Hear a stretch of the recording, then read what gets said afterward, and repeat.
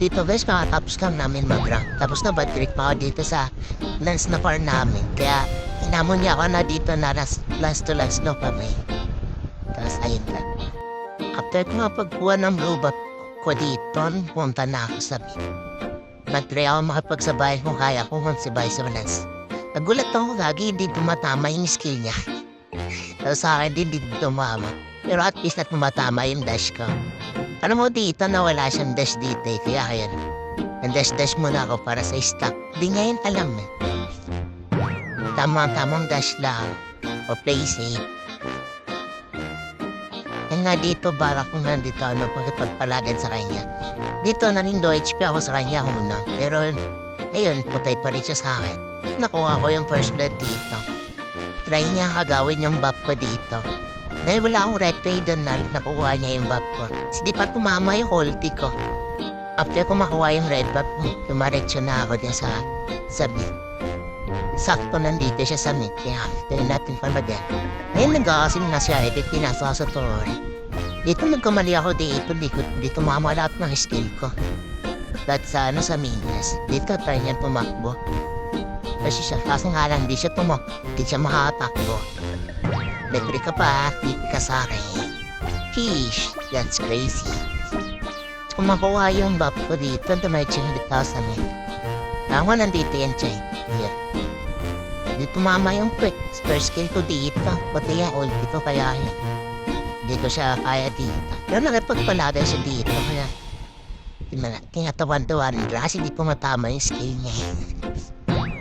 Ito yung datdilin yan.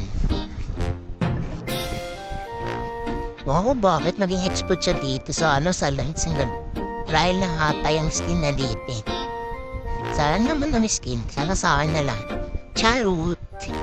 Dito nakapagramdaman kami dito, nabigyan na ako dito eh. Kaya sakto din na linis, kaya nag-best na ako dito para sa stock. Eh, hindi pa tumama yung ko. Second skin, ayun, pumalag siya. Nabigyan ko pa siya dito, kaya sabay tipi ulit. Or nag-go, sabay uwi. Tayo ko makuha yung buff, pumunta na agad ako sa amin. Nagtatago ka dito sa mush. Darak siya niya mush dito. Pag lumapit ng patay ka. Charot!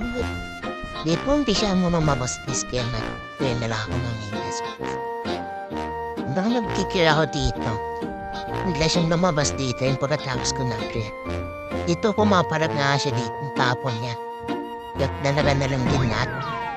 Yan di pumama yung bot skill namin, yung ulti. And kaya paragan ko sana siya dito kasi ako pa yung nabigyan dito. Itabang nagkitry ako ng minions, sinahabol niya ako dito. Nakipagsabayan, nakala siguro niya makakahin niya ako dito. Kasi habulin ko sana siya kaso na-retry ako. Napapahabol si Idol sa Naori.